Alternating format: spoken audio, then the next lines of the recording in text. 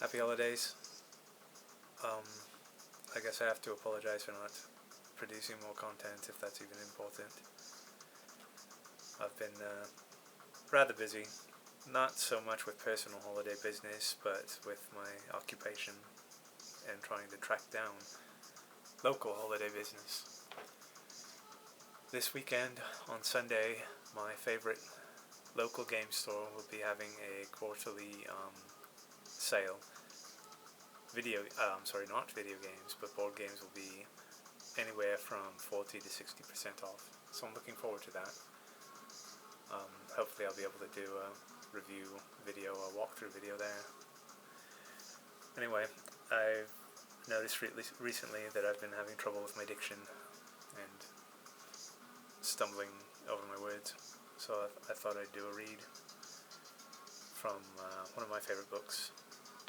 It's a book titled Kissing the Witch by Amanda Donoghue. I believe she's an Irish author. This book in general has a very female-centric edge to it, and it's a retelling of a bunch of different fairy tales.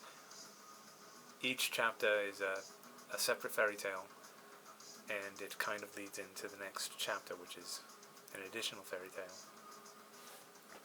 I don't know if I'm doing this brilliant book the service it deserves with my explanation, but it is quite brilliant. So this particular chapter is titled The Tale of the Rose. It's probably like the 4th or 5th chapter. In this life I have nothing to do but cavort on the wind, but in my last it was my fate to be a woman. I was beautiful, or so my father told me. My oval mirror showed me a face with nothing written on it. I had suitors aplenty, but wanted none of them. Their doggish devotion seemed too easily won. I had an appetite for magic even then. I wanted something improbable and perfect as a red rose just opening. Then, in a spring storm, my father's ships were lost at sea, and my suitors wanted none of me. I looked in my mirror and saw not myself, but every place I'd never been. The servants were there one day and gone the next. They seemed to melt into the countryside. Last year's leaves and papers blew across the courtyard as we packed to go. My father lifted heavy trunks till veins embroidered his forehead. He found me a blanket to wrap my mirror in for the journey. My sisters held up their pale, sleek fingers and complained to the wind.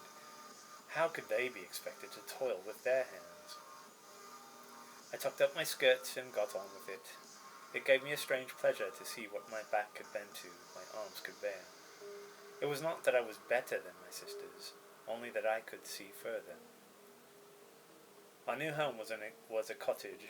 My father showed me how to nail my mirror to the flagging wall. There were weeds and grasses, but no roses.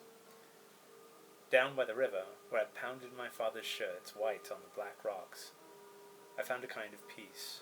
My hands grew numb and my dark hair tangled in the sunshine. I was washing my old self away. By midsummer, I was almost ready. My sisters sat just outside the door, in case a prince should ride by. The warm breeze carried the occasional scornful laugh my way. As summer was leaving with the chilly birds, my father got word that one of his ships had come safe to shore after all. His pale eyes stood out like eggs. What he wanted most, he said, was to bring us each home whatever we wanted. My sisters asked for heavy dresses, lined cloaks, fur-topped boots, anything to keep the wind out. I knew nothing could keep the wind out, so I asked for a red rose just opening. The first snow had fallen before my father came home, but he did not have a rose for me. My sisters waited in the doorway, arms crossed. I ran to greet him. This bent bush, who was my father, inching across the white ground. I took the rose into my hand before he could drop it. My father fell down. The petals were scarlet behind the skin of the frost. We piled every blanket we possessed on top of him. Still his tremors shook the bed. My sisters wept and cursed, but he couldn't hear them. They cried themselves to sleep by the fire. That night, in his delirium, he raved of a blizzard and a castle, a stolen rose and a hooded beast. Then, all of a sudden, he was wide awake. He gripped my wrist and said, "Daughter, I have sold you." The story came wild and roundabout, in darts and flurries. I listened, fitting together the jagged pieces of my future. For a red rose in his life, and a box of gold, my father had promised the beast the first thing he saw when he reached home. He had thought the first thing might be a cat. He had hoped the first thing might be a cat. My heart pounded on the anvil of my breastbone. "Father," I whispered, "what does a promise mean when it is made to a monster?" He shut his trembling eyes. "It's no use," he said, his tongue drying his mouth. "The beast will find us, track us down, smell us out no matter where we run." And then water ran down his cheeks as if his eyes were dissolving.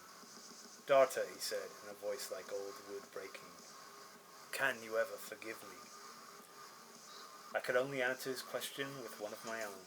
Putting my hand over his mouth, I whispered, Which of us would not sell all we had to stay alive?" He turned his face to the wall. "Father," I said, "I will be ready to leave in the morning." Now, you may tell me that I should have felt betrayed, but I was shaking with excitement. I should have felt like a possession, but for the first time in my life, I seemed to own myself. I went as a hostage, but it seemed as if I was riding into battle. I left the rose dying against my mirror, in case I ever came home. My sisters, onion-eyed, watched us leave at dawn. They couldn't understand why my father carried no gun to kill the beast. To them, a word was not something to be kept. The castle was in the middle of a forest, where the sun never shone. Every villager we stopped to ask the way spat when they heard our destination. There had been no wedding or christening in that castle for a whole generation. The young queen had been exiled, imprisoned, devoured, here some stories diverged, by a hooded beast who could be seen at sunset walking on the battlements. No one had ever seen the monster's face. No one had ever seen the monster's face and lived to describe it. We stopped to rest when the light was thinning. My father scanned the paths through the trees, trying to remember his way. His eyes swiveled like a lamb's do when the wolves are circling. He took a deep breath and began to speak, but I said, "Hush." The night fell before we reached the castle, but the light spilling from the great doors led us through the trees. The beast was waiting at the top of the steps, back to the light, swaddled in darkness. I strained to see the contours of the mask. I imagined a different deformity for every layer of black cloth. The voice, when it came, was not cruel, but hoarse, as if it had not been used much in 20 years. The beast asked me, "Do you come consenting?" I did. I was sick to my stomach, but I did. My father's mouth opened and shut a few times, as if he was releasing words the cold air swallowed up. I kissed his papery cheek and watched him ride away. His face was lost in the horse's mane.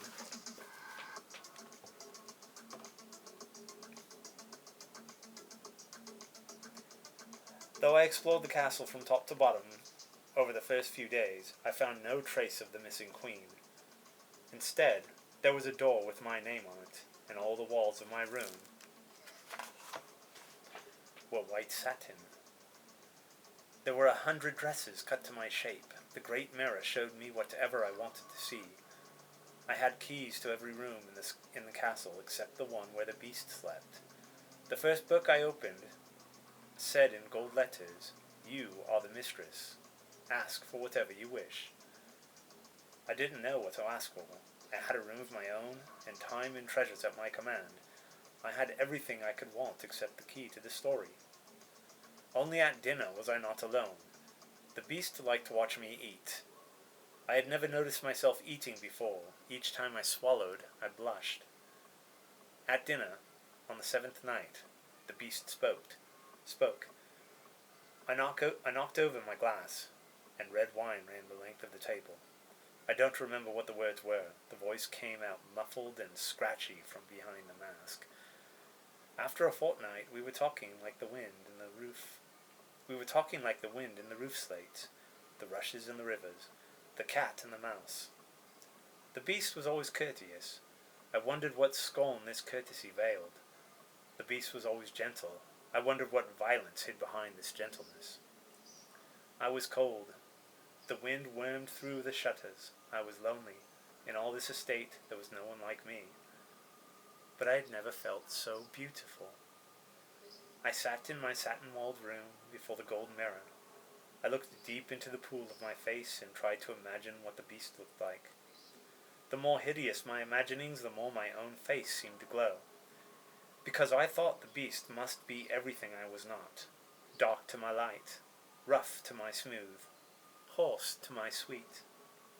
When I walked on the battlements under the waning moon, the beast was the grotesque shadow I saw thrown behind me. One night at dinner, the beast said, "You have never seen my face. Do you still picture me as a monster?" I did. The beast knew it. By day I sat by the fire, in my white satin room, reading tales of wonder. There were so many books on so many shelves. I knew I could live to be old without coming to the end of them.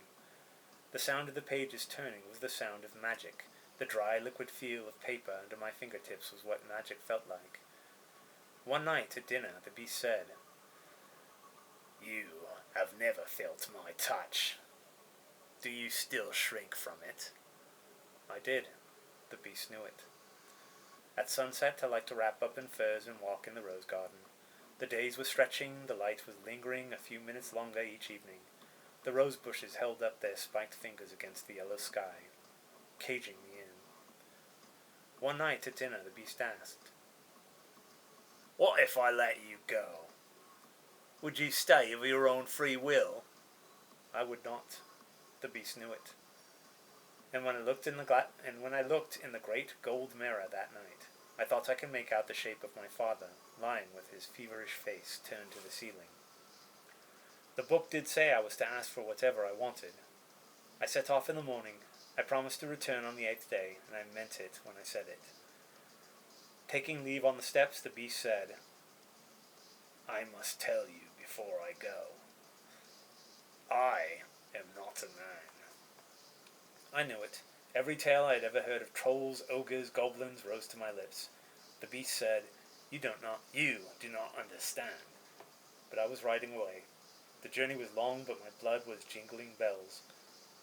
It was dark when I reached home. My sisters were whispering over the broth. My father turned his face to me, and tears carved their way across it. The rose, stiff against the mirror, was still red. By the 3rd day he could sit up in my arms. By the 5th day he was eating at the table and patted my knee.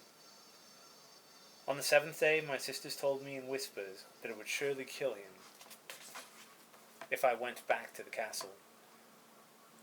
Now I had paid my ransom, they said. What could possess me to return to a monster? My father's eyes followed me around the cottage. The days trickled by, and it was spring. I pounded shirts on the black rocks down by the river. I felt young again, as if nothing had happened, as if there had never been a door with my name on it. But one night I woke to find myself sitting in front of my mirror. In its dark pool I thought I could see the castle garden, the late frost on the streets, a black shape on the grass. I found the old papery rose clenched in my fist, flaking to nothing. This time I asked no permission of anyone. I kissed my dozing father and whispered in his ear. I couldn't tell if he heard me. I saddled my horse and was gone before the first light. It was sunset when I reached the castle, and the doors were swinging wide.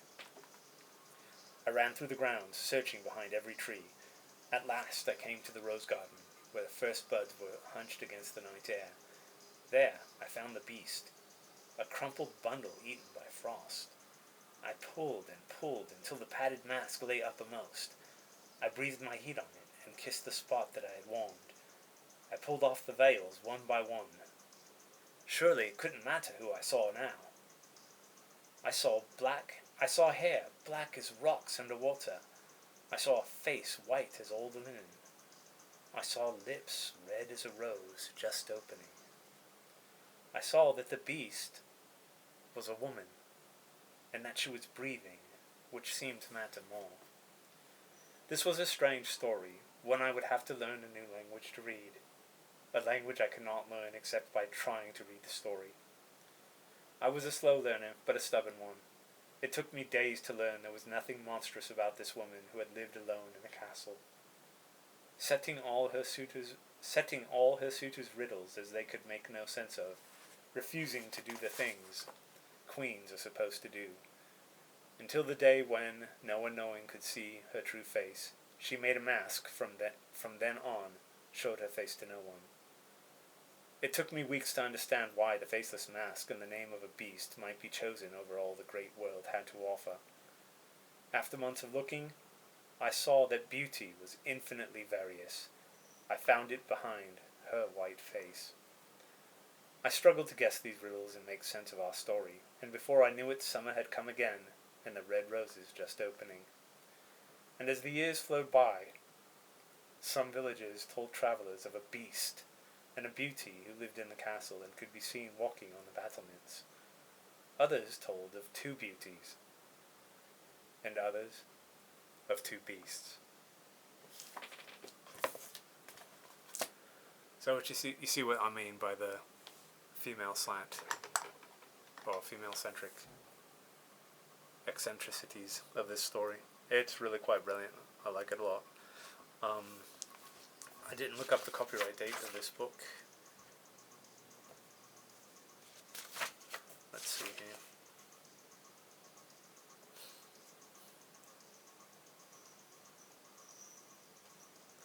Alright, so it looks like it was published in 1997.